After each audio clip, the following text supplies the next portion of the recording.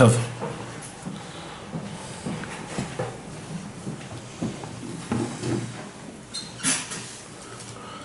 Donc, Bezrat Hashem, on va continuer l'histoire.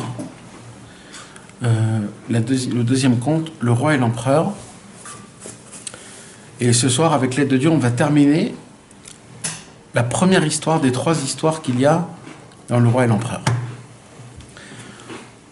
Dans l'histoire le roi et l'empereur, il y avait, on a raconté la première histoire, c'était l'histoire du marchand. Le marchand qu'il avait un enfant. Et cet enfant, il a grandi, il est devenu un grand businessman. Et ce grand marchand-là, c'était un marchand qui avait de la marchandise qui était mondiale, qui était énormément importante, etc. Et le fils, qu'il a commencé à grandir, il s'est posé des questions. Est-ce que c'est bien pour moi, cet avenir, et peut-être je vais devenir moi-même un businessman, etc. Il est passé, il est venu parler avec son père. Il lui a dit à son père son idée. Et son père était très peiné du fait que lui, il avait déjà tout gagné et que sa marchandise, c'était une marchandise qu'elle était nulle part dans le monde. Et pourquoi tu vas chercher une autre marchandise? Mais le père, il n'a rien dit. Si c'était la volonté du fils, le fils, il est parti avec la marchandise de son père. Il a vendu la marchandise de son père. Et il est devenu un homme de va-et-vient. Et il a réussi. Il a réussi. Et là, Rabbi Nachman nous raconte comme quoi, dans le chemin, il était dans la mer, et dans le chemin, il voit une petite île, il se rapproche, et il voit là-bas quelqu'un, c'était la fille de l'empereur, de l'histoire, le roi et l'empereur. Et là-bas, il lui demande de descendre vers elle, elle descend, elle l'invite dans son bateau, et dans le bateau, elle lui dit, je rentre à une condition, que tu ne me touches pas, et que dès que tu arrives chez toi à la maison, tu racontes qui je suis, et on se marie comme des gens normaux. Il a dit ok, ils ont voyagé, lui il était très content, il a vu la grandeur, la beauté, l'importance, l'intelligence qu'elle avait. Dès qu'ils sont arrivés au port, c'est-à-dire chez son père, le marchand, après des années qu'il est parti, il lui dit, puisque on est là proche de chez toi, alors fais boire tous les gens du bateau, comment ça s'appelle, l'équipage, fais-leur boire, parce que on est dans une simra, on va bientôt se marier, et toi, va raconter combien je suis grand, va raconter combien je suis importante, et c'est ce qu'il a fait, ils ont tous bu, ils se sont tous saoulés, lui il est parti chez son père, il lui a raconté tout, et elle, qu'est-ce qu'elle a fait pendant ce temps-là? Elle a attendu que tout le monde soit complètement bien saoul, elle a pris les filles qui y avaient là-bas, les dames de... Et elle est partie avec le bateau. Elle est partie avec le bateau, on est arrivé là, et là il se passe quoi? Il se passe que le fils du marchand, il vient avec tout le monde, son père le marchand, tous les amis du marchand, toutes les personnes importantes de la ville pour voir la femme qu'il a ramenée. Et là, il se rapproche et il voit, il n'y a rien. Où ils sont tous, ils commencent à crier, Et il savait plus quoi faire. Il a dit, je vous en supplie, croyez-moi. Et eux, ils se sont fous de sa tête. Ils se sont dit, mais non, qu'est-ce qui s'est passé? On ne voit rien du tout, tu nous as raconté que des imbécilités, il n'y a rien du tout. Il a dit, je vous en supplie, croyez-moi, c'est quelque chose de vérité. Et eux, ils n'ont pas voulu croire. Alors... d'un coup, le fils du marchand dit « Ok, on va demander la question à l'équipage. » Et là, l'équipage, ils étaient tous complètement sous, à moitié, en train de vomir, en train d'être allongés par terre. Ils viennent, ils disent « Vous êtes au courant d'une femme ?» Ils disent « De quoi tu nous parles? On ne sait même pas de quoi tu me parles. » Et ils n'étaient même pas là, ils n'ont rien vu. Ils ne sont plus rappelés de rien. Et là, ils l'ont dit « Vraiment, tu t'es foutu de nous, quoi. » Ça veut dire, en fait, tu nous as raconté une histoire. Et qu'est-ce qu'il a fait donc le marchand? Il a dit « Puisque tu es venu comme ça et tu as fait comme ça, le marchand, il a dit à son fils, il a dit, tu dégages de chez moi. Ne reviens plus jamais à la maison. Tu es venu, tu as fait ton histoire, tu as fait ton truc. Tu es parti de la maison en te disant que tu vas faire du business, tu vas vendre de la marchandise et tu vas faire du bien dans le monde. Non pas que je t'ai donné, tu as vendu ma propre marchandise à moi qui était mondiale, extraordinaire, tu l'as vendue. Non pas que ça, c'est que quand tu reviens, au lieu de me ramener ta hatzlacha, ta réussite dans le business, tu me ramènes tu me racontes que tu es venu avec une femme et je sais pas ce qui s'est passé. Et en plus de tout ça, il n'y a plus de bateau. Et il est le bateau. Je t'en ai donné un bateau. Un bateau, c'est quelque chose quand même. C'est pas on en achète un, on vend un. C'est un bateau, t'achètes, c'est toute une vie, un bateau. Et le bateau, tu l'as laissé complètement passer. Velo yavo le neged panav. Et là, il dit Rabbi Nachman, ve'alach mimeno navenad. Et il est parti, c'est le fils du marchandise, il est parti, il est devenu un vagabond. Il devient un vagabond, il va, il vient, il va, il vient. Et elle est partie dans la mer. Comme ça se termine la première histoire. Donc là, Rabbi Nachman nous a parlé comment se termine la première histoire. C'est-à-dire la première, on avait expliqué qu'il y a 3 histoires. 3 histoires, ce sont les 3 sortes d'élèves que Rabbi Nachman, il a dit, il ne faut pas être ce genre d'élève-là. La première sorte d'élève, c'est ce fils du marchand. C'est sa première histoire. C'est de qui on parle? On parle d'un fils de marchand, c'est quoi? C'est quelqu'un qui croit qu'il peut avancer tout seul, qu'il n'a pas besoin du tzaddik, il n'a pas besoin de la Torah, de son père, de la marchandise, c'est-à-dire les conseils que la Torah nous donne, l'application, comment il faut appliquer, comment il faut voir les choses, comment il faut être visionnaire d'après la Torah. Et lui, il s'est dit, écoute, moi, ça ne me convient pas pour plusieurs raisons. Ça peut être pour une raison que je ne me retrouve pas dans ses livres, dans ses idées, dans ce tzaddik, ou alors c'est parce qu'il ne peut pas m'aider. On s'en fout des raisons. On va appeler ça même des excuses. Et comme cet enfant-là, ce fils, le fils du marchand, on a dit que le marchand c'est le tzaddik et le fils, c'est l'élève qu'il ne faut pas être, c'est l'élève qui croit qu'il peut grandir avec les bases qu'il a déjà appris. Ça veut dire en fait, tu apprends des bases de Torah, d'Avodat Hashem, et après tu vas faire ta salade.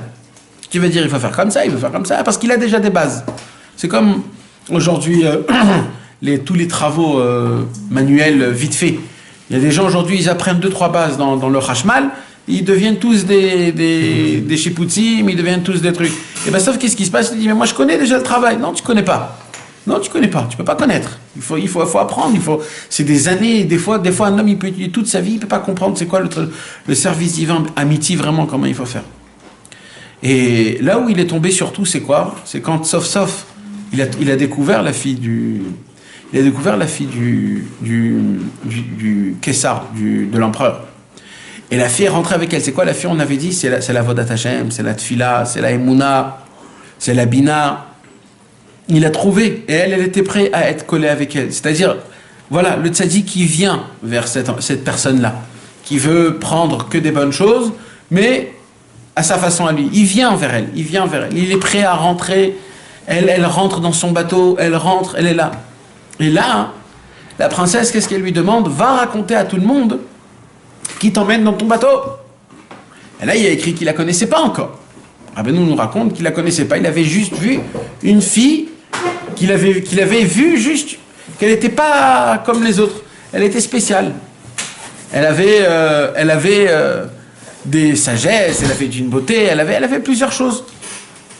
Et lui, qu'est-ce qu'il va faire? Lui, il va raconter, et lui, il va raconter quelque chose qu'il ne sait pas. On avait expliqué que c'est ça en fait. Le mauvais élève, il va raconter, il va parler de la grandeur de son maître sans savoir c'est qui son maître. Tout ça pour lui, parce qu'il le prend pour lui, le kavod. Et ce kavod-là, c'est un kavod qui est pas bon. Et malheureusement, lui, on avait dit, c'est un élève qui est pas bon. Mais c'est pas ras v'shalom quelque chose de très très très très mal. Parce qu'en fin de compte, cet élève-là, il va faire teshuva, comme on va voir dans l'histoire à la fin, c'est que la princesse, quand elle va se marier avec son vrai fils de roi, son vrai khatam, après, elle va lui rendre à lui tout ce qu'elle a pris et beaucoup plus encore. Pourquoi? Parce que lui, il avait une intention qui était bonne. C'était quoi l'intention qui était bonne? C'était de mener le peuple.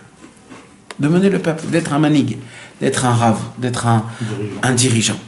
Alors maintenant, là, on touche un point. Ça veut dire quoi, ça? Ça veut dire quoi d'être dirigeant? Alors, il y a des gens qui ne savent pas. Ils ne le savent pas vraiment. Ben, ils ne le savent pas. Parce que si vraiment les gens auraient su c'est quoi ce travail-là, d'être un dirigeant spirituel, jamais au monde, quelqu'un ne serait un dirigeant spirituel. Jamais. Même un tout petit rave, même un tout petit. Déjà, il faut savoir une chose, Rabbi Nachman nous parle de ça, et c'est écrit dans les livres aussi. Il dit que quelqu'un ne peut même plus prier quand il est... Alors déjà, un jour, c'est une histoire ça. Ça, c'est une histoire qu'un jour, quelqu'un est venu chez Rabbeinu. Il est venu chez Rabbeinu, il lui a dit, Rabbi Nachman, là où j'habite, il y a des gens qui sont paumés dans le judaïsme. Ils sont paumés, ils connaissent rien, ils savent rien. Alors il est venu demander à Rabbi Nachman, est-ce qu'il pourrait être un rave, une sorte de dirigeant qui pourra maintenir le... Alors Rabbi Nachman il dit, pourquoi tu veux te casser la tête pour ça? Pourquoi? Il lui dit, tu sais que tu vas arriver à un stade que même de faire un Birkat Amazon, tu ne pourras pas le faire. Pourquoi? Parce que tu vas te dire dans ta tête, comment je vais faire le Birkat Amazon pour que les gens puissent m'accepter avec mon Birkat Amazon? C'est-à-dire que je le fais d'une manière que les gens ils disent, waouh, t'as vu comment il a fait le Birkat Amazon? Hein? Théâtral. Mais ça veut dire théâtral, pas hypocrite, menteur. Théâtral même, des fois, il faut des fois un petit peu théâtral, des fois. L'habit, le truc, il faut un petit truc. Comme par exemple, Rabbi Nathan, il a dit, si j'aurais pas vu les chandeliers en argent chez Rabbi Nachman, jamais je me serais rapproché de Rabbi Nachman.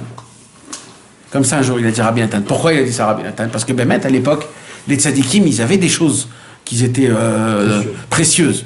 C'était des gens qui venaient, qui achetaient un pidion, alors ils achetaient des chandeliers, ou alors un verre de kidouche en argent, ou alors des choses comme ça. Et comme ça, les admourim, ils avaient des choses qui étaient très importantes. Alors même Rabbeinu, il avait des chandeliers en argent, Rabbeinu, il avait. Et les chandeliers en argent, quand Rabbi Nathan, il les avait vus, il a dit, ah, c'est un grand admor, s'il a un... À l'époque, c'était quelque chose d'important, des chandeliers. Donc même Rabbi Nathan, des fois, il faut un petit truc comme ça, un petit... Mais de là à faire toute une histoire, ça c'est... Et Rabbi Nachman, donc, qu'est-ce qu'il a dit? Il lui a dit, comme tu devras faire un petit peu de théâtre, donc même un petit Birkat Amazon, au lieu de penser à la kavana du Birkat Amazon, tu vas te dire, voilà, lui, il est en train de me voir, comment je dois faire le Birkat Amazon? Bien ou pas bien? Maintenant, lui, c'était pas un menteur. C'était un mec qui voulait le Hémet. Il voulait... Non, moi, je pense que c'est une question de Hémet. Voilà. Il va plus à prier que pour Hachem, il va prier aussi comment il me regarde les autres. Voilà. Et ça, dans ta tête, c'est que tu le veuilles ou pas, ça rentre dans ta tête. Ça rentre dans ta tête, la prière, la vodat Hachem, le truc. Tu vas toujours te dire que quelqu'un, il te regarde, et puisque quelqu'un, il te regarde... Hein? C'est de l'orgueil. C'est pas de l'orgueil. C'est... Si tu regardes, si tu fais par rapport aux autres... Non, parce que toi, tu veux apprendre du bien. Toi, tu te dis maintenant, eux, il faut qu'ils connaissent c'est quoi le Hémet. Je vais leur faire montrer comment c'est quoi le Hémet, même si moi, je suis pas là-bas. Donc, je vais leur faire montrer comment il faut prier. Alors, je vais faire avec mes mains comme ça. Maintenant, je le fais pas parce que je veux qu'ils pensent que moi, je suis un tzaddik. Je le fais parce que je veux leur faire montrer comment c'est quoi un vrai... Mais il dit, Rabbeinu, mais regarde où tu t'es mis. C'est-à-dire, tu t'es mis dans un... Tout ça pour ça. Reste normal. Hein? L'histoire avec le chat qui a un chat. Le chat aussi, Rabbi Nachman, il a raconté. C'est une histoire de chat, c'est une histoire de fou, l'histoire du chat. L'histoire du chat, c'est qu'un jour, il y avait un grand tzaddik. Il n'a pas voulu dire le nom, Rabbeinu, pour pas lui faire honte. Mais apparemment, c'était un très grand tzaddik, hyper connu. Et lui, il priait dans sa chambre. Il priait dans sa chambre. Et quand il priait dans sa chambre, un jour, il avait entendu des petits, comme un petit bruit comme ça. Et il s'est dit peut-être ce sont mes élèves qui veulent entendre comment je prie. Alors il a commencé à prier comme il faut, maintenant, pas d'une manière méchante, pas menteur, pas parce qu'il veut faire croire aux autres que lui c'est un tzaddik. Non, parce que comme ils veulent entendre un tzaddik prier, je vais leur faire montrer comment un tzaddik il prie. Et comme ça pendant 8 ans. 8 ans. Il entendait des petits comme ça, et lui, et un jour, il a ouvert la porte, il a vu que c'était un chat. Rabbeinu, il a dit, il a prié pendant 8 ans pour un chat. Mais tu t'imagines quand tu rentres dans un truc comme ça, comment c'est de la folie, ça veut dire, tu te dis, waouh. Mais Rabbeinu, il dit, c'est ça le problème des dirigeants, c'est que les dirigeants, ils vont commencer à devenir des personnes, et tout le monde, hein, ça c'est tout le monde, ne croyez pas, c'est le monde en entier, c'est comme ça. C'est comme ça, c'est tout le monde comme ça. Tout le monde, même Moshe Rabbeinu, il a prié à Hachem de ne pas tomber dans ce système. Parce que même Moshe Rabbeinu, il sentait ce système. Rabbeinu nous l'apprend dans la Torah d'Alet. Et ainsi de suite, il y a plein de choses comme ça. Et c'est marrant. C'est marrant. Je crois que je vous l'ai déjà dit le cours dernier. Mais Rabbi Nachman de Breslev, sur une seule chose, dans tout son livre Likutei Moharan, une seule chose, il emploie le mot sakana. Vous savez que le mot sakana, c'est un mot... attention, danger. Sakana veut dire danger, avec le squelette et la croix. C'est quoi un danger? C'est quand il y a du feu, quand il y a du hashmal, quand on parle d'un danger physique. Et bien Rabbi Nachman, il emploie le mot sakana pour un dirigeant. Et ça, c'est pas Stam. C'est parce que Béhémet, un homme qui devient dirigeant, c'est un vrai danger physique. Ça veut dire, comment? Il dit Rabbi Nachman, il dit comme ça. Il dit, il a écrit comme ça, qu'un homme qui est dirigeant sur des hommes, sur des autres personnes, alors il est obligé, dans le ciel, de supporter leurs péchés à eux. Parce que t'es dirigeant ou t'es pas dirigeant? Il faut savoir ce que tu prends. Si t'es un dirigeant, c'est qui prend les coups, normalement? C'est le dirigeant.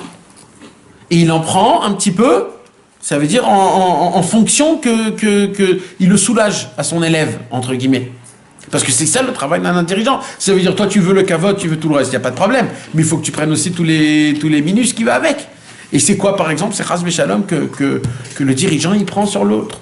Et ça, c'est quelque chose qui fait très peur. Mais ça, les gens ne le savent pas. Donc c'est un vrai danger. Un homme qui se met en tant que dirigeant, c'est un homme qui prend... il prend sur lui la harayout, comme on dit, la responsabilité mamache sur son troupeau.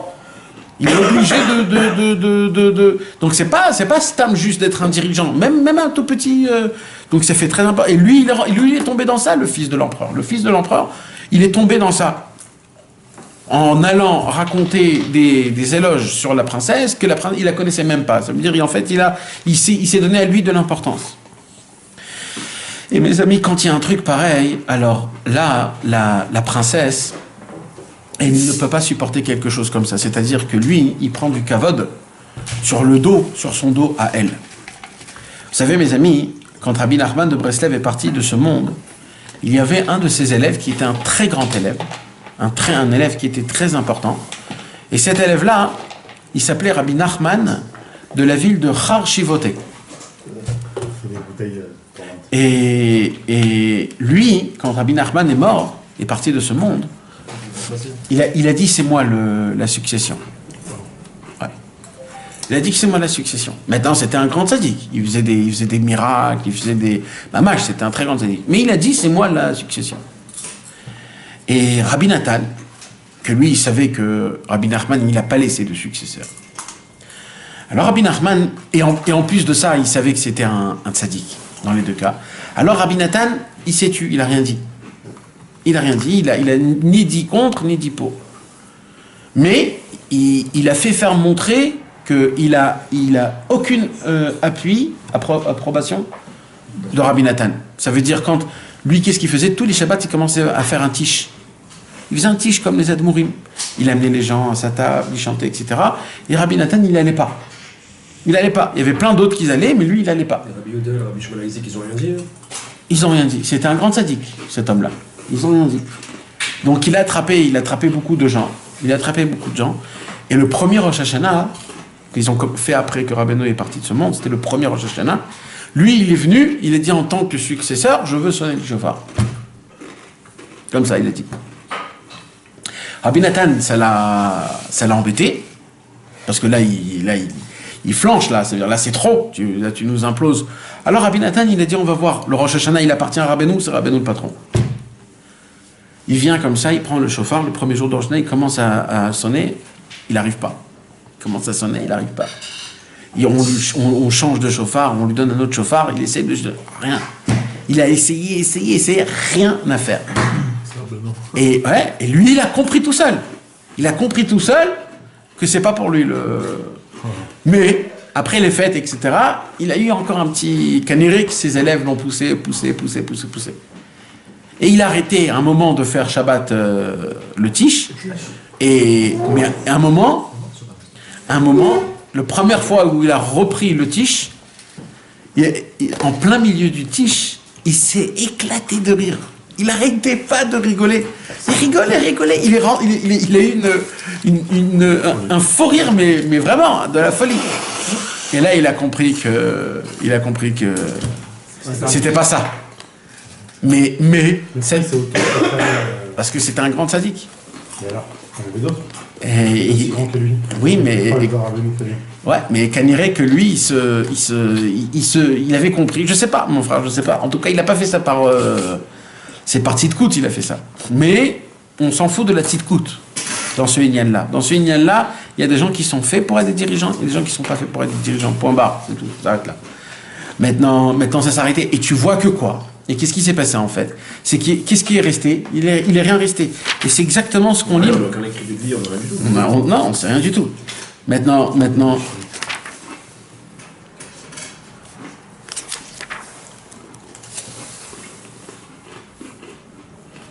Regardez ce que Rabbeinu dit.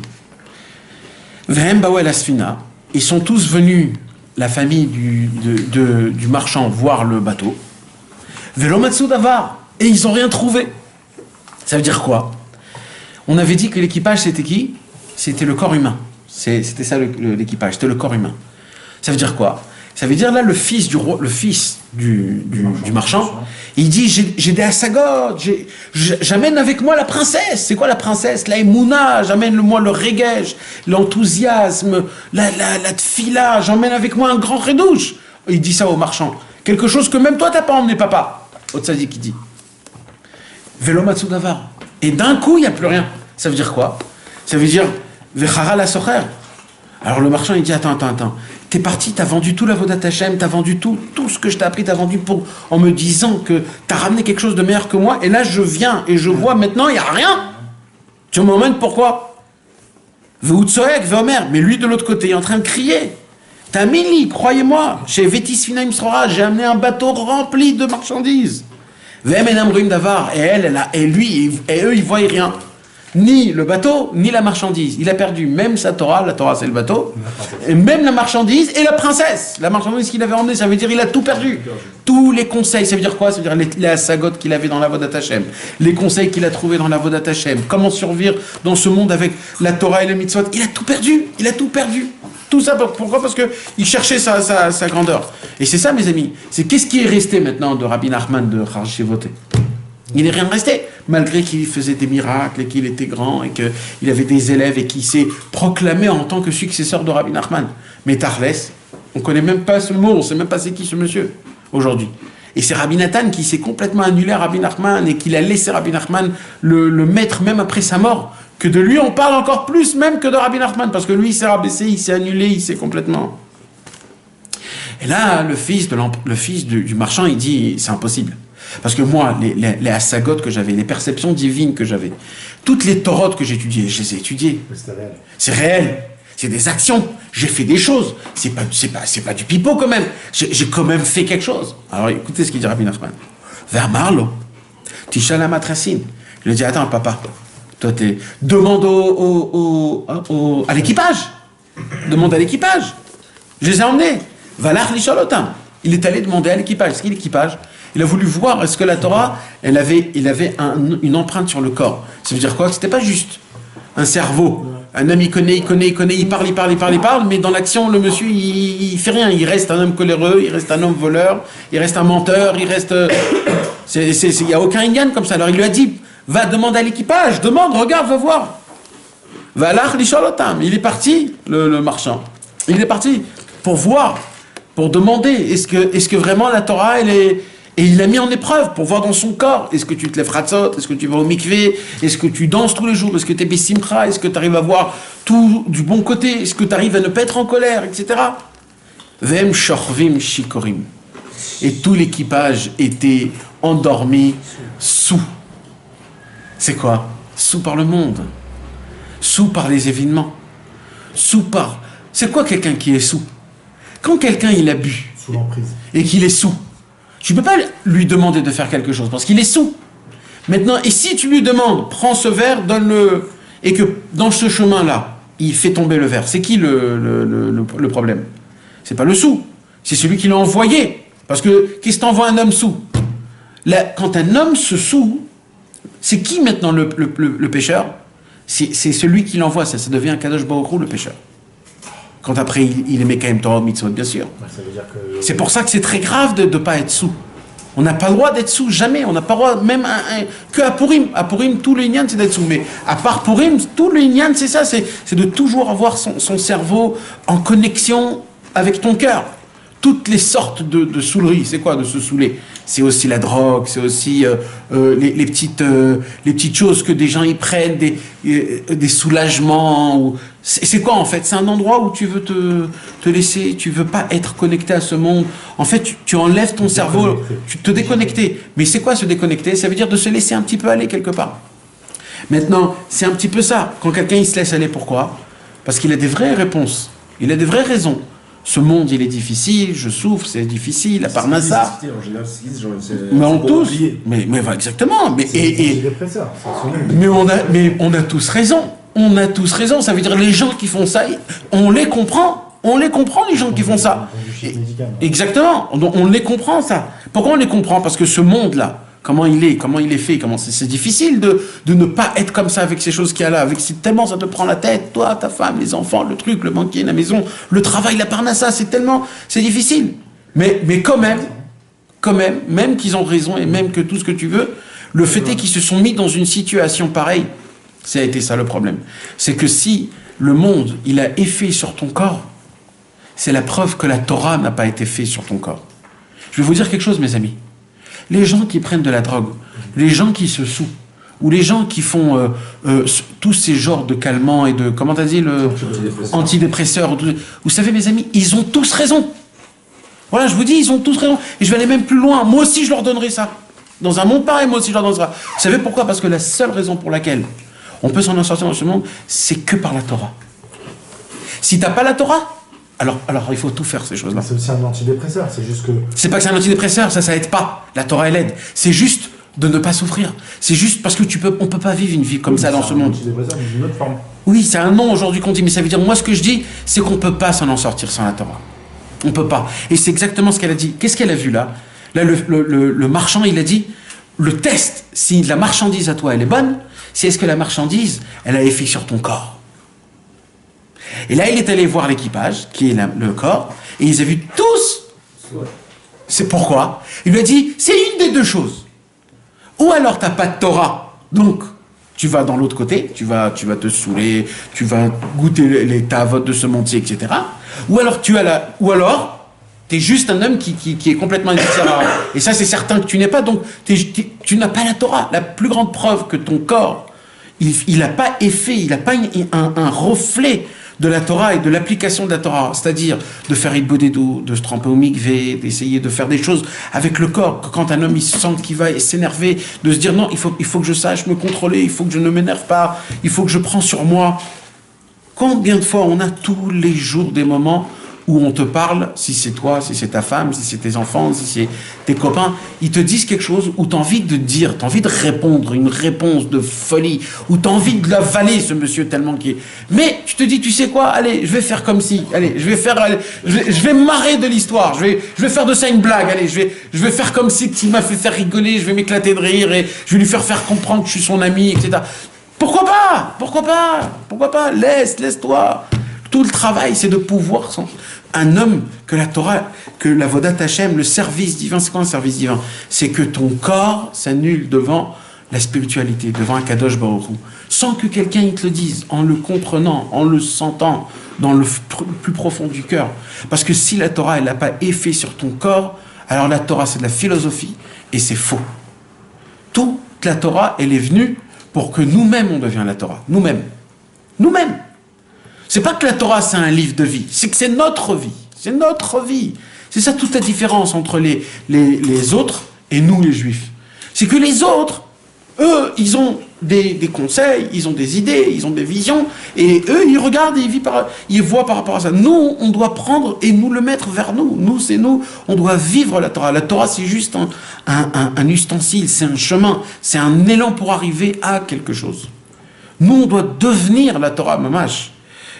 Et là, malheureusement, c'est ce qui s'est pas fait. Parce que lui, ça se peut qu'il avait des marchandises. Il avait la marchandise. Mais la princesse, quand elle a vu que lui-même, il n'utilise pas cette marchandise, alors il lui a dit, je la prends pour moi, cette marchandise. Pourquoi il la garde à lui, cette marchandise? Cette marchandise, il ne peut pas la prendre. Elle n'est pas pour lui, il fait ce qu'il veut. Il va raconter à tout le monde, regardez ce que j'ai. Alors elle est partie avec le bateau et avec ça. Vechara socher meod albeno. Et là maintenant, le père, le marchand, il était très énervé contre son fils. Vegirsho mibeto. Et il l'a renvoyé de chez lui à la maison. C'est le tzaddik qui renvoie un élève, mes amis. Vous savez que ça existe, ça. Il y a écrit, il y a un Sefer Amidot où il y a écrit quand un homme il se rapproche du tzaddik,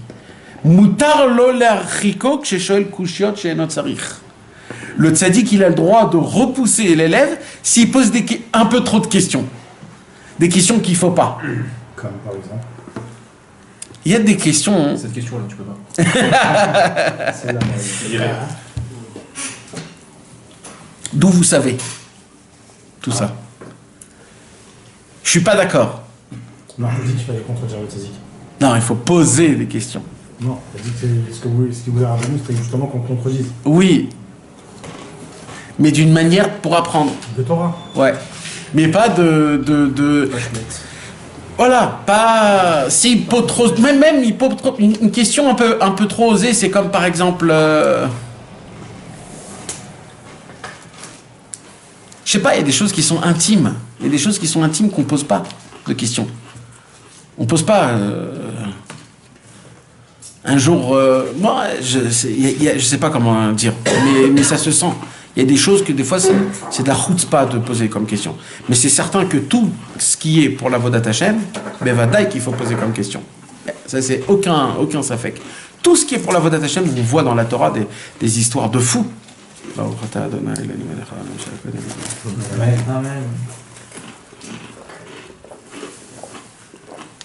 Quand c'est pour apprendre, on peut, mais quand c'est pour casser, sans aucun... Non, mais même des fois, pas que d'Afka pour casser. Non, mais tu vas pas devoir Là, on parle d'un élève. Quand quelqu'un veut se rapprocher d'un élève, il écrit Shechad Balekerev Atzman Tzadik. On ne parle pas de quelqu'un qui est contre le tzaddik ou alors qui veut stam. Là, on parle de quelqu'un que Mamash il veut se rapprocher. Mais il pose des questions que des fois, il ne faut pas. Comme par exemple, quand viendra le Mashiach? Il y a des choses qu'il ne faut pas poser. Parce qu'il ne faut pas poser. Ou alors, ça fait combien de temps que... Est-ce que vous avez déjà vu Eliyahu Hanavi? C'est des choses qu'il ne faut pas poser. Il ne faut pas poser comme question. Est-ce que vous parlez avec des anges ou avec... des trucs comme ça, c'est intime. C'est du service divin. Ça ne va rien t'emmener dans ton avodat Hashem. Voilà. Quand un jour quelqu'un, il y a une histoire où Rabbi Israël il a raconté, quand Rabbi Israël était jeune, encore avant qu'il a reçu le Pétek, avant 25 ans, avant l'âge de 25 ans, à l'âge de 20 ans, un truc comme ça, il y avait le très grand Rav, le Rav Alfandri, un très très grand tzaddik de Turquie, un très très très très très grand tzaddik. Il est mort à l'âge de 118 ans. Il était à Tibériade, non, il venait de Turquie et il est allé dans tout Israël. Et c'était un homme énorme. C'est-à-dire, à l'âge de 10 ans, il a écrit déjà un shoot, c'est-à-dire une question, une réponse dans la halakha, à Rabbi Akiva Eger, qui était un géant d'il y a 200 ans. Donc imaginez-vous, c'était un tzaddik énorme. Et le Rav Alfandri, tout Israël avait peur de lui. Tellement qu'il était fort et émette. Il s'en foutait du monde en entier. Ce qu'il pensait, il disait mamash. Quand il disait oui, c'était oui. Quand il disait... Tout le monde avait peur de lui. Tout le monde, des Ashkenazim, les Sfaradim, tout le monde. Et quand il est venu la première fois en Eretz Israël, tous les tzadikim, ils sont venus le voir. Même Baba Saleh, même les Rabbanim Ashkenazim, ils sont tous venus le voir. C'était un géant. Un jour, le Rav Alfandri, il était très malade. Il avait des rhumatismes. Donc, à l'époque, il y avait les Chamet Veria. C'est l'eau de Tibériade. Il y a un endroit à Tibériade, ça s'appelle les Chamet Veria.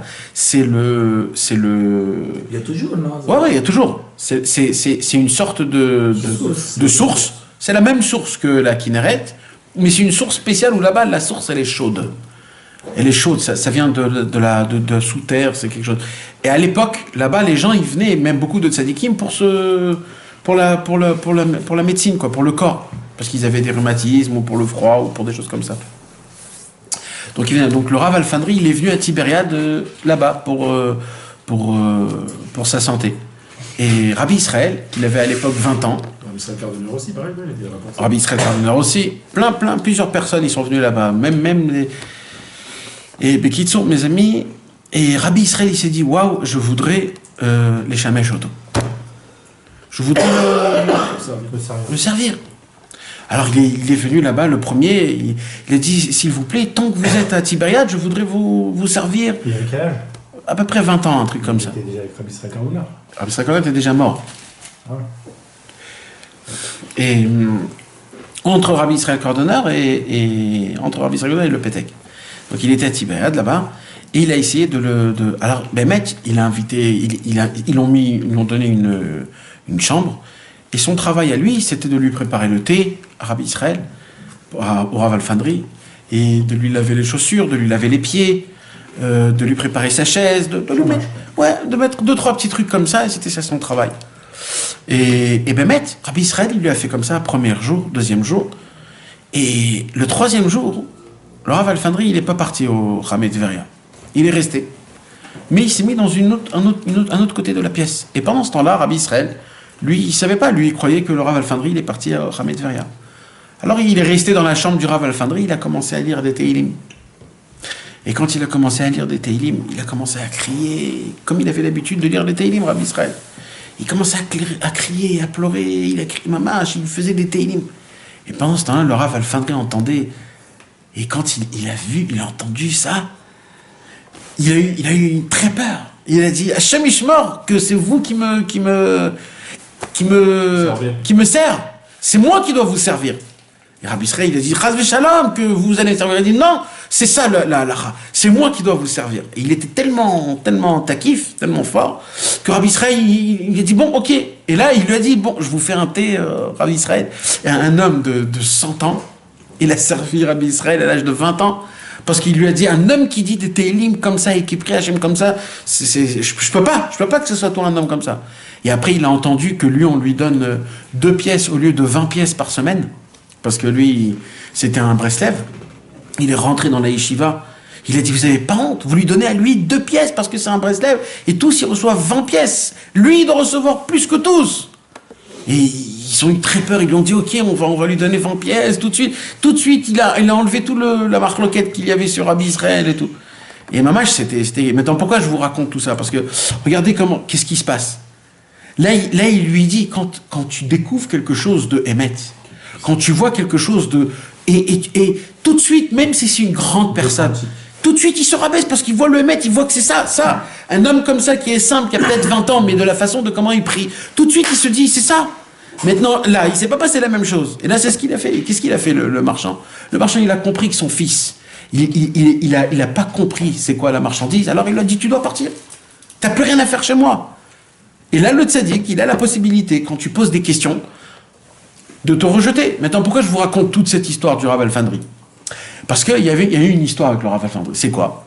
C'est que quand il était à Tibériade, alors, les gens ont pris l'occasion de donner au Rav Alfandri plein de livres qu'ils ont écrits pour avoir une askama. Alors Rabbi Israël était là-bas, puisqu'il lui faisait le petit thé, etc., etc. Et on lui amène un livre de Kabbalah. Et le Rav Alfandri lui dit, ok, reviens dans une semaine. Une semaine est passée, et le monsieur, il vient. Le monsieur, il vient, il dit, bonjour, qu'est-ce que vous en pensez du livre que j'ai écrit, la askama? Alors il lui dit, oui. Assis-toi, je vais t'écrire la Haskama.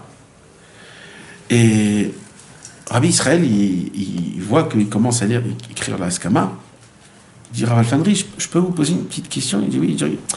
J'ai vu, sans faire exprès, dans le livre qui vous a emmené, ici, il a écrit un truc. Il lui fait montrer quelque chose. Et il dit, apparemment, c'est pas comme ça, c'est comme ça et comme ça et comme ça. Après, il dit, et dans l'autre page, il a écrit comme ça et comme ça, comme ça. Apparemment, c'est pas comme ça. Après, il dit, et dans l'autre page, il y a écrit comme ça et comme ça. Et apparemment, et là, d'un coup, le Rav Alfandri dit, oh là là, j'ai pas fait attention à tout ça. Comment, Baruch Hashem, grâce à toi, je vais pas écrire une askama. Il lui a dit non, je m'excuse. Il lui a rendu le livre au monsieur. Il lui a dit, tiens, reprends. Et quand Rabbi Israël a raconté cette histoire, alors il y a un élève de Rabbi Israël qui a dit à Rabbi Israël, waouh, quand vous avez étudié la Kabbalah, puisque vous avez à l'époque 20 ans, à 20 ans on étudie déjà la Kabbalah, comment vous avez des connaissances pareilles? Vous avez vu le livre, quelque chose, vous savez quelque chose que le Rav Alfandri ne savait pas? Vous l'avez vu? Et là, Rabbi Israël, il a crié. Il a crié, il a dit, sortez tous. Exactement ce qu'il a fait. Il a dit, sorte. On pose pas, il y a des questions qu'il faut pas poser. Il y a des rabbinim qui aiment qu'on leur pose à quelle heure tu t'es levé hier soir, et qu'est-ce que tu as étudié la nuit, et j'ai cassé la neige pour tremper au mikvé, et à l'âge de 10 ans j'ai terminé ça, et à l'âge de 20 ans j'ai terminé le chasse. Il y a des gens qui adorent raconter leurs pros et les effets. Il y a des gens qui adorent de dire moi j'ai 100 000 balais de chouva, j'ai 30 000 élèves, et mes cours ils font ça et ça et ça. Il y a des gens qui aiment, mais il y a des gens qui ont un peu plus de sincérité et de vérité que eux, ils préfèrent se taire. Parce que Béhémet, se taire, c'est très difficile. C'est dans ce monde-ci, tu perds beaucoup. Mais dans le monde futur, t'es le patron.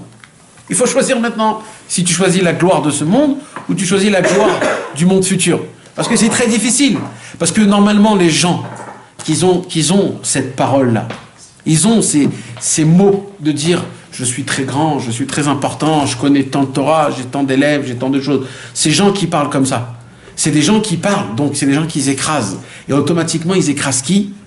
Les gens de vérité. Ceux qui connaissent 10 fois plus que lui, mais qui se taisent. Ils se taisent. Parce que qu'est-ce que tu veux que je te dise? Qu'est-ce que tu veux que je te dise? Alors, ça fait mal, parce que dans ce monde-ci, c'est eux qui ont la couronne et le sceptre. Ils sont dans l'ombre. Ils sont dans l'ombre, mais dans ce monde-ci, ils sont dans la lumière.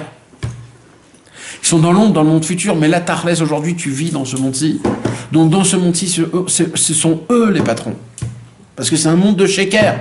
Plus t'es un chakran, plus t'es un patron dans ce monde. C'est comme ça que ça fonctionne. C'est toujours les gens qui vont être un peu... pas trop marrants, pas très sympathiques, pas très... que c'est eux le émettent. C'est toujours eux qui sont assis à droite, à gauche, qu'on les connaît pas trop, et que ainsi de suite, c'est eux. Mais et les autres qui sont connus dans le monde en entier, et qui sont vendus dans le monde entier, c'est eux qui et ça c'est difficile, c'est très difficile. Parce que toi, dans ton coin après, qui est émette, tu te dis alors qu'est-ce qui va se passer? Jusqu'à quand ça va être comme ça? Jusqu'à quand ça va être comme ça? Que nous on devra être les gens qui... Mais c'est le émette, Malasot, c'est le émette. Il faut pas se vendre. Il faut pas vendre la marchandise de ton maître. Il faut rester comme tu es. Et Akadosh Baruch Hu, c'est lui qui te donnera après tout ce qu'il faudra. Et là, qu'est-ce qui s'est passé avec cet homme-là?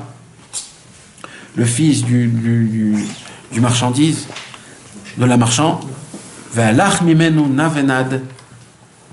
Il est parti, il est devenu un vagabond. Il est devenu un va-et-vient. Ça veut dire quoi un va-et-vient, les amis? Eh bien, je vais vous dire quelque chose de simple. C'est le Hémet, mais ça va être quelque chose de simple. Vous savez, mes amis, il y a une question qu'on pose. C'est comment ça se fait que toute la tribu de Lévi'im, ils n'ont pas... ils ont... Hein? Le Shevet de terre. Toute la tribu de Lévi, ils n'étaient pas dans l'esclavage en Égypte. Ils n'étaient pas. Ils étaient dans la ville de Goshen et ils étudiaient la Torah. Et tout le Ham Israël, toutes les autres tribus, ils étaient là-bas dans le... Comment c'est possible? Comment c'est possible mentalement? Comment Pharaon a fait ça mentalement? Comment? Alors il y a une explication qu'on explique. C'est quoi? C'est qu'au début, tout le monde était à Goshen. Tous les tribus étaient à Goshen. Et qu'est-ce qu'ils faisaient à Goshen? Ils étudiaient la Torah. Bien fait. Maintenant, ils avaient tous plus ou moins de quoi manger, de quoi boire. Pourquoi? Parce que quand ils sont sortis d'Égypte, ils sont sortis remplis de richesses.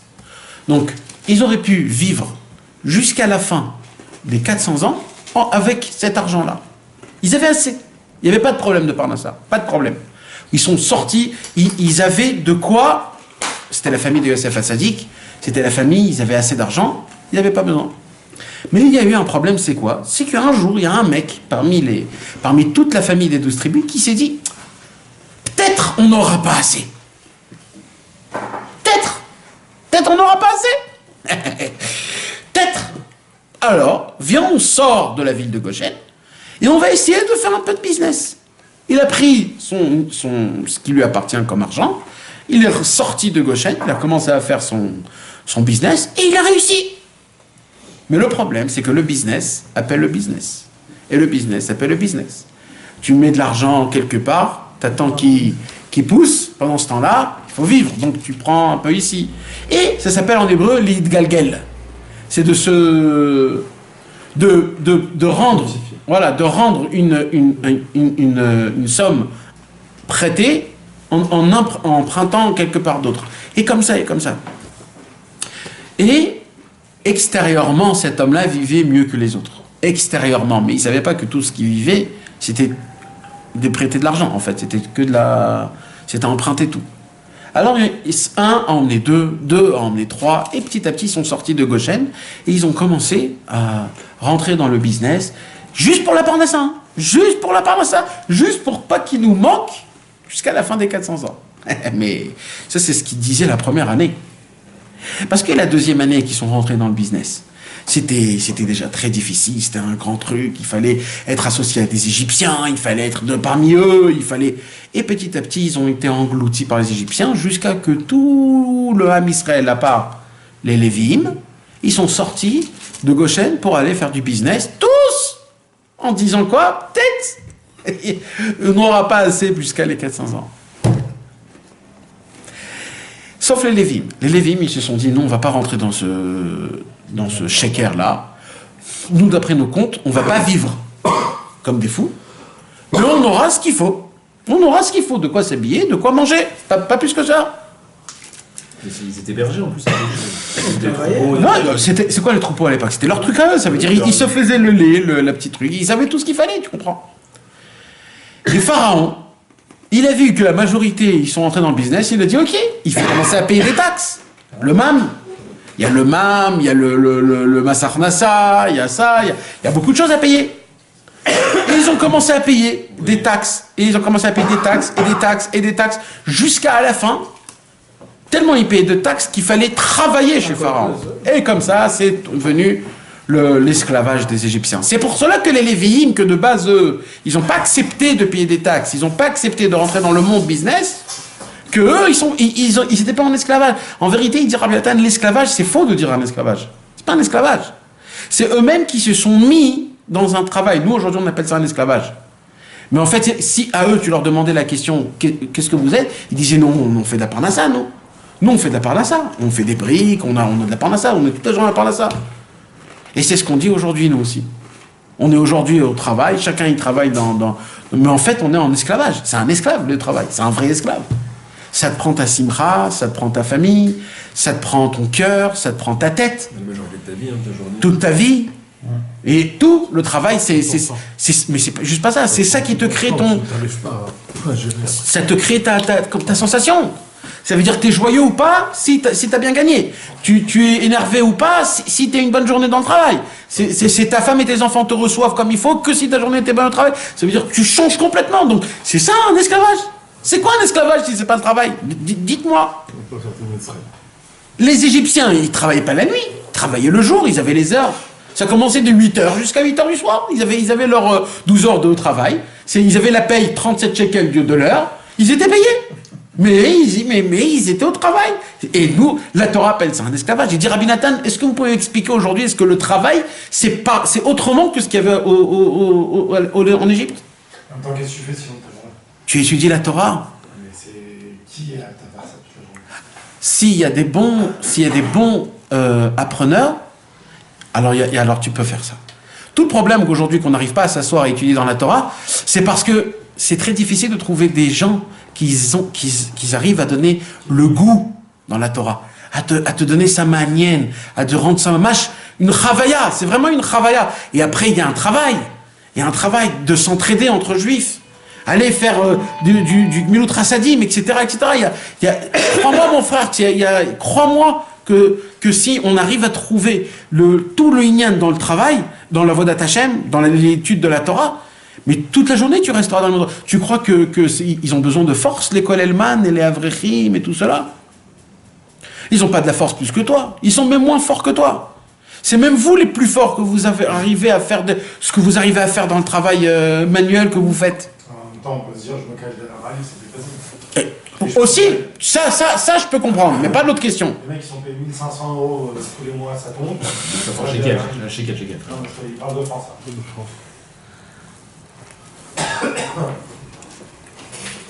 C'est facile.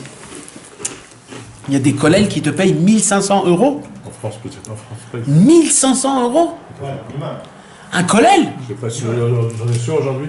Ah, je crois pas. Aujourd'hui même, aujourd'hui, avec le massacre de France aujourd'hui, tu vois. Non, je crois pas. Je donne 500 cadres. 1500 euros. Mais alors là, je comprends pas. Alors les mecs qui vont au travail. Qu'est-ce qu'on fait là? Exactement. Allez. C'est juste. Avant que je fasse mon aller à Shavuot, c'était Shavuot, et je vois un mec comme ça, il me dit je peux m'asseoir à côté de toi, c'était pendant la veillée. Je lui dis ouais, viens, on travaille, etc. Et donc il commence à parler un petit peu, je lui dis d'où tu viens. Il me dit je viens de Nébrac. Je dis ah sympa et tout, je dis comment c'est que tu viens de passer Shavuot ici, genre quel rapport? Il me dit non, je suis venu en France par rapport à ma femme qui est française. Bon, il parlait français de mec, il m'a dit ouais, je suis rentré en France. Je dis qu'est-ce que tu fais? Il me dit ouais, ça fait 6 ans que je suis en Israël, c'est très dur, etc. Je dis je suis rentré. Je dis qu'est-ce que tu fais? Tu viens de Nébrac, frère, c'est un créteil. Et au final, il me dit entre la sécurité sociale, 1500 euros du collège, etc. Il me dit là, je vis. Bien sûr qu'il vit. Bien sûr, il vit mieux que tout le monde. Mais C'est trop dur là-bas, avec les enfants, etc. C'est plus possible. aujourd'hui, dans un kollel Chatzot où tu vis toute la nuit, il te donne 1500 aujourd'hui. Toute la nuit. Shekel, bien sûr. Top. Non, mais qui sont mes amis, c'est quoi que moi je veux vous dire? Moi, ce que je veux vous dire, c'est que le fils qui est devenu un va-et-vient. Et encore celui qui fait le fils le Shabbat, etc. Ouais. Il dit Rabbeinu, quelque part dans ce monde, on est tous des vagabonds. On est tous navanades. On est tous des va et des viens. La question, c'est où? C'est où que tu vagabondes? C'est ça la question. Parce que même dans la Torah, il faut vagabonder. Navénade, c'est pas de la Torah a priori. Non, mais le thème navenad, il existe partout. Dans la Torah aussi. Bien sûr. Elu olchim ve'el olchim. Anu ratzim leber shachat ve'em ratzim. Anu ratzim la Torah ve'em ratzim leber shachat. Elu ratzim ve'enu ratzim. Tout ce qui est écrit. Anu ratzim ve'em ratzim. Anu ratzim lechaya olam haba ve'em ratzim liber shachat. Anshir ve'em vaniv tarbach. C'est ça. Donc même eux, ça veut dire il y a ce qu'on appelle dans la Gemara, dans ma Masechet Avot, il y a écrit. Rabbi Nechounia ben Akana, il dit si un homme il enlève le hol derech eretz, c'est-à-dire un homme s'il enlève le hol, c'est-à-dire le poids du travail, ça veut dire il dit comme ça Rabbi Nechounia ben Akana, on est venu dans ce monde pour supporter un poids. La question c'est quel poids tu choisis de supporter? Le poids de la vie ou le poids de la Torah? Il dit Rabbi Nechounia ben Akana, si tu portes le poids de la vie, Dieu t'enlève le poids de ce monde, du travail, de la parnassa, de courir, d'amener. Mais si tu enlèves le poids de la Torah, tu veux pas être sous l'étude de la Torah, comme ça, toute la journée, en train de... alors tu seras obligé de supporter le poids de la parnassa. Donc ça n'existe pas de dire je peux pas étudier la Torah parce que j'ai la parnassa. Tu enlèves la parnassa, tu te mets sous le poids de la Torah, tu n'auras pas de problème de parnassa. Ah, c'est ou l'un ou l'autre. Oui, c'est ou l'un ou l'autre, il n'y a pas les deux en même temps. Donc c'est comme ça il dit, c'est une Gemara, c'est Rabbi Nechounia ben Akana qui dit. Donc maintenant, il faut choisir, c'est où que tu veux vagabonder. Parce que ça existe aussi. Tu peux avoir des problèmes, c'est quoi tes problèmes? C'est que tu n'as pas compris la Sougia d'aujourd'hui. T'as pas compris le Likutei Moharan, t'as pas compris t'arrives pas à faire une bonne étude. C'est ça ton problème, c'est tes problèmes.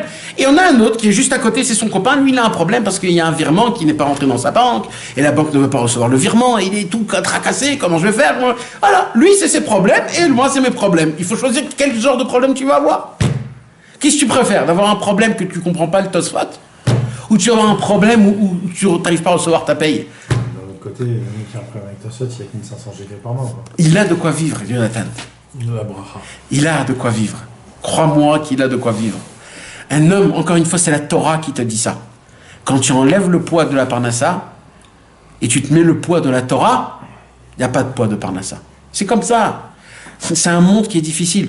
Parce que là, ce que je suis en train de te parler, c'est vraiment une conversation qu'ils avaient le peuple juif en Égypte.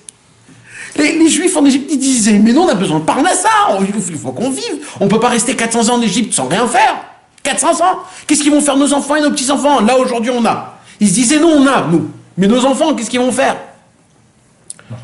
Et les Lévim, ils disaient, mais de quoi vous vous tracassez? Ils savaient qu'ils allaient rester 400 ans. Ils savaient sans savoir. Ils savaient sans savoir. Ils savaient sans savoir. Ils savaient qu'Akadosh Baruch Hu a dit à Abraham Avinu qu'ils vont être esclaves en Égypte. Et que c'était un temps qui était minuté, ça veut dire il y avait un temps exact, Comme nous, on sait que le Mashiach viendra, on ne sait pas quand, mais il viendra. Et ils se disaient, voilà, pendant ce temps-là, pendant que Mashiach ne vient pas, on va travailler. C'est exactement ce qu'ils se sont dit, eux. C'est notre vie, quoi. Mais mamage, c'est notre vie mamage. C'est ce que je suis en train de... C'est mamage, on n'est pas sorti de l'auberge, mon frère. On n'est pas sorti. On n'est pas sorti. Et eux aussi faisaient Pessah, et eux aussi ils croyaient, ils disaient les Shana Abba, Birushalayim, les Shana Abba. Eux aussi ils disaient ça. Ils avaient les coupes, ils avaient tout, ils avaient tout. Ils chantaient Mahad Gadia, Had Gadia. Ils chantaient, ils attendaient, après ils passaient. Bon, on n'est pas encore sorti. Et ils continuaient. Bon, dimanche c'est le jour férié, on va au travail chez les Égyptiens, on va construire des pyramides. Et ils construiraient des pyramides. Et ils se disaient, quand ma chère viendra, en parlant de Moshe. Nous, on fait pareil. On fait exactement pareil. Et avec ça, on veut aller quelque part, on vagabonde. Pardon, il les laissait faire. Pardon. Ouais. Il les laissait faire Pessah, à la Gada et tout ça. Ouais. Ouais. Il leur a même donné Shabbat. Il leur a laissé un seul jour de repos. Shabbat. Ouais. Eux, ils ont pris ça le Shabbat. C'était leur jour de fête. Et il y a écrit que tous les Pessahs, ils avaient une Kabbalah, ils avaient reçu quelque chose qu'il faut s'habiller, se mettre avec le bâton, mettre la ceinture, préparer les sacs, parce que ça se pourrait que le lendemain on sort d'Égypte. Donc eux ils savaient ça, c'est tout. Donc leur travail, c'était quoi leur Pessah? C'était mamash de se préparer pour sortir. Et ils attendaient. S'il se passe quelque chose, il se passe quelque chose. S'il se passe pas, il se passe pas. Et voilà. Et encore une année. Et comme ça ils faisaient. Mais comment Moshe est venu pour les prévenir? Ils n'ont pas cru. Exactement. Qu'est-ce qu'il a fait, Moshe Rabbeinu? Moshe Rabbeinu, il a dû leur faire montrer dans leur tête qu'en fait, vous n'êtes pas au travail. Vous êtes esclaves. T'imagines d'accepter un truc comme ça? T'imagines, il y a quelqu'un qui vient, il dit, attends, viens, on fait le bilan de ta vie. Mais venez, mes amis, on fait le bilan de notre vie. Venez, on prend un cahier et on commence à écrire mamage. Qu'est-ce que tu fais? Qu'est-ce que tu fais pas? Qu'est-ce que tu voudrais faire? Tu verras qu'est-ce qui se passe dans ta vie, tu verras, c'est grave, c'est vraiment grave, parce que tu es vraiment dans une bulle d'esclavage. Mamage. Maintenant, ça, c'est à une condition. Ils étaient sous, finalement. Hein? Ils étaient sous. Exactement. On est tous des sous. Le travail du tzaddik, c'est de te dire, oh, réveillez-vous. C'est pas ça la vie. Réveillez-vous. Commencez petit à petit. Mettez 1 heure de vie normale en étudiant la Torah, en parlant. Mettez après 2 heures. Essayez de vivre une vie normale d'application de Torah et mitzvot, de faire du chesed, de chercher à faire du chesed à un ami. Ça, c'est le Ham Israël, mes amis. Et sachez-le, qu'on est tous comme ça. Hein. Mais le problème, c'est que comme on a oublié qu'on est des gens comme ça, et qu'aujourd'hui, on est devenus des esclaves, sans le savoir, donc notre tête, elle est que au travail. Mais si tu nous enlèves le travail, tu vas voir qu'on est des gens remplis d'ambition, les Juifs. On va chercher à droite, à gauche. Vous n'avez pas besoin d'aide? Non, parce que je suis là, je voudrais aider. Je voudrais aider s'il y a quelqu'un qui a besoin de moi. Et voilà, tu vas à droite, à gauche. C'est des gens de faire du bien dans le monde, de rendre le monde meilleur grâce à toi. Ah ben non, il a dit, un jour où tu ne vis pas, c'est le jour où le monde il doit se détruire. La preuve, c'est que tu es vivant aujourd'hui. Donc sans toi, le monde ne peut pas vivre. Donc tu es là, donc fais du bien au monde. Fais du bien au monde, rajoute-le. C'est un vrai juif, c'est ça un vrai juif. Notre problème, c'est qu'on est rentré dans un circuit, qu'on a oublié qui on est, qui on vaut, combien on est. Et on croit qu'on vit une vie voilà, toute ta vie, c'est que de la parnassa. Les ségoulottes pour la parnassa, le mardi, il faut lire la parashat Aman, et etc., etc. Tout ça, toutes ces choses-là. Parce que c'est ça notre problème, et on parle que de ça. Quand sauf un homme il s'assoit devant sa femme et qu'il parle, si déjà il parle, c'est juste pour parler de parnassa, comment on va faire, etc. Et te dire, mais arrête, essaye de... Respire un petit peu, parle avec ta femme d'un rêve qui t'est arrivé la nuit. Parle avec elle de rien, de tout. Parle d'une conversation comme si tu avais 20 ans. T'as envie de lui raconter un truc. C'est ta femme. Ou avec tes enfants, on croit qu'on n'a pas le temps à nos enfants. Ils viennent, ils te font montrer sa journée au GAN, etc. Tu dis oui, c'est très beau. Allez, vas-y, c'est très beau, allez, fatigué. Et le fils, il dit, mais qu'est-ce qu'il a mon père? Mais c'est ça, mon papa à moi. Et nous, on n'y pense même pas. Ou alors tu le jettes parce que tu es en plein milieu de jouer dans un jeu dans ton iPhone. Alors ça, c'est le plus grave parce que son fils, il dit, mais c'est qui ce père pourri, là?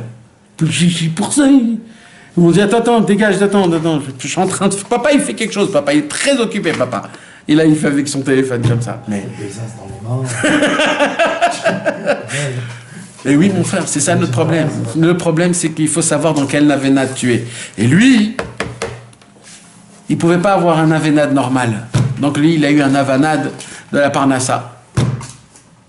On lui a enlevé la Torah, on lui a enlevé la Vodat Hashem, on lui a enlevé... Donc il est rentré maintenant. Et quand un homme, il tombe dans le navénade de la Parnassa, c'est très difficile après de lui parler.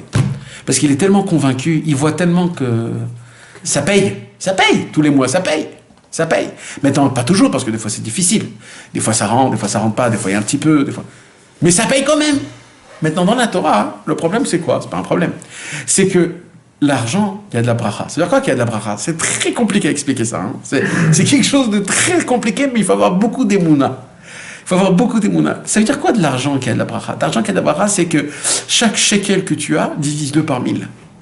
Donc quand tu reçois une paye de 700 shekels, parce qu'un vrai collègue, il reçoit une paye de 720 shekels par mois. Alors avec 720 shekels, imagine-toi que chaque 720 shekels, c'est 1000 shekels. Ça s'appelle de l'argent qui a de la bracha. Maintenant, les gens normaux vont te poser, mais comment tu fais avec 720 shekels? Mes amis, il n'y a pas de réponse à ça. C'est tout simplement, il y a une bracha dans l'argent. C'est qu'avec 720 shekels, tu as la possibilité d'acheter plus que quelqu'un, il gagne 20 000 shekels ou 15 000 shekels, et que lui, à chaque fois, il manque quelque chose chez lui à la maison, et l'autre, Blaï Nara, il y a de la shefa, il y a de la bracha, il y a les enfants qui dansent et qui chantent Shabbat, et le mari, il remercie sa femme des petites, qu'elle a fait 7 salades avec le même courgette, une avec de la mayonnaise, une grillée, une pas grillée, une comme ça, une comme ça. Un jour, la fille de Rabbi Israël, elle a dit, c'est marrant parce que nous, on n'avait pas de quoi manger. On n'avait pas de quoi manger. La seule chose qu'ils nous donnaient gratuit, c'était des ratzilim, comme on dit. Des aubergines. C'est la seule chose qu'ils nous donnaient gratuit. Il dit alors, ma mère, elle dit, la fille de Rabbi, donc c'est-à-dire la femme de Rabbi Israël, il dit, ma mère, elle dit, la fille, elle a appris à faire 5 ou 7 salades qu'avec des aubergines. Alors on faisait un peu comme ça, un peu grillé, et un avec la paprika, un rouge, un jaune, un avec ça. Et il dit, et à table, on avait 5 salades d'aubergines. C'était notre Shabbat le plus beau. Quand il y avait 5, maintenant c'était les mêmes, c'était juste un petit changement. Mais voilà, et ils étaient contents, Baruch Hashem, il y a ça. Alors, je vous dis pas aujourd'hui qu'il faut avoir 5 salades d'aubergines et puis c'est tout. Mais ça veut dire, regarde, quand tu acceptes et quand tu comprends et que tu arrives à recevoir, on arrive à faire des choses que c'est pas aussi grave que ça. Quand on enlève les barrières, mais on peut pas vivre sans ça, mais on peut pas vivre sans ça, et je peux pas sans ça, et je peux pas. On peut. Et on peut être bessimcha. Et encore plus bessimcha, parce que la vraie simcha, c'est quand tu es content de ce que tu as, béhémet. Et sachez que quand on rajoute, c'est parce qu'en fait on n'a pas de simcha, et notre simcha, il dépend du rajout, et on croit, et ben sauf, il n'y a rien. Mais quand tu apprends à être content de rien du tout, je me rappelle à la yeshiva, des fois il n'y avait pas de quoi manger à la yeshiva. Maintenant une yeshiva, c'est une yeshiva, ça veut dire, on est 20, 30 bachurim, il n'y a pas de quoi manger. Alors, comment on fait? Et un jour, il y avait un des bachurim qui est rentré, il a dit ça n'existe pas, qu'il n'y a pas de quoi manger, il faut chercher. Il a commencé à ouvrir tous les armoires, et il a tout sorti ce qu'il y avait dans les armoires. Maintenant, il y avait un truc de riz périmé, il y avait une boîte de trucs de sauce tomate, un petit truc de thon, il y avait plein de bêtises comme ça changées. Il a tout pris, il a tout mis dans une seule marmite, et il a tout cuit en même temps, un truc, il a fait un vrai, un michoui vraiment bizarre, mais vraiment bizarre. Et il nous a mis ça à table. Maintenant, avec quoi on mange? On n'a pas de pain. Alors, il y avait des biscuits, tu sais, des biscuits au beurre israélien. C'est-à-dire, le paquet, il te le donne gratuit, même il te donne de l'argent pour le paquet, tellement qu'il est bon. Alors, qu'est-ce qu'ils ont fait? Il a pris le paquet, il a mis un peu d'eau, c'est devenu une petite issa comme ça, et mais Kitsour, il a fait un truc. On s'est assis, on a mangé à manger, mais bizarre, si quelqu'un aurait vu le manger qu'on a mangé, vraiment, ils nous ont tous donné de l'argent. Mais je veux que je te dise quelque chose, moi, ce que j'ai ressenti, je me rappellerai toute ma vie, hein, c'était un soir, il faisait froid, presque la yeshiva était vide, parce qu'ils n'en pouvaient plus, les bachurim. Et moi, je mangeais avec lui 2, 3 comme ça, c'était le manger le plus bon que j'avais senti. Il y avait du cœur, il y avait de la ramimout, il y avait de la famille, il y avait de l'espoir. On peut faire quelque chose. Moi, j'y croyais pas qu'il aurait pu faire. Et il a pu. Pourquoi? Parce que d'un coup, tu te dis, regarde, quand tu crois quand tu sais accepter, jamais tu t'attendais à un truc pareil. Maintenant qu'il t'a emmené ça, tu te dis, waouh, comment c'est bon, comment c'est bien. Ça, c'est une vie. Comme ça, un homme, il doit vivre. En se disant de base, l'homme a gagné les clombes. Rien ne doit me venir. Parce que quand je suis né tout nu. Donc maintenant, le fait est que je suis habillé. J'ai des enfants habillés. J'ai une maison, Baruch Hashem. J'ai un masgam. Vous savez que les maisons où on vit, c'est des maisons qui sont énormes. À l'époque, il y avait une cabane où il y avait tout dans cette cabane. Il y avait les toilettes, le salon, les chambres, la cuisine. Tout était dans le même carré. C'est dehors. Ouais, les toilettes étaient là, donc tout était là-bas. Aujourd'hui, non, 3, 4 pièces, non. C'est 3 coins, c'est pas quoi, le soleil, le truc, l'été, l'hiver, le lave-vue, le truc.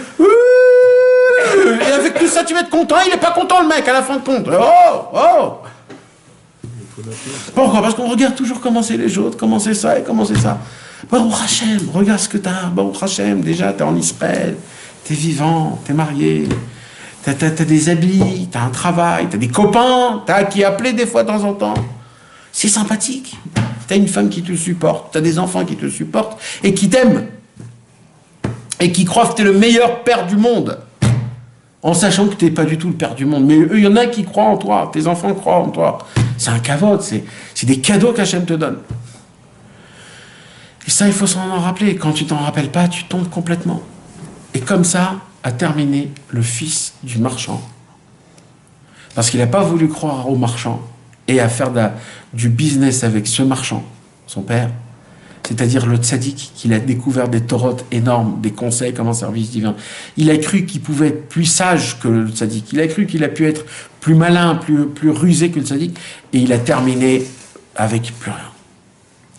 Donc là, on a étudié, la première catégorie, c'est l'élève du tzaddik qui croit qui peut améliorer la Torah du tzaddik, qui peut diffuser la Torah du tzaddik d'une manière à lui, et qui se retrouve à la fin du cours à vagabonder.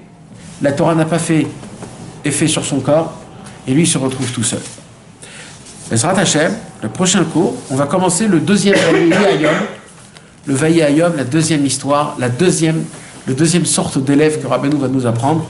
Dans 2 semaines, Bezrat Hashem, la semaine prochaine il n'y aura pas de cours, et avec l'aide de Dieu, ouais. Et Bezrat Hashem, on va découvrir un nouveau parcours Bezrat Hashem, avec l'aide de Dieu. Je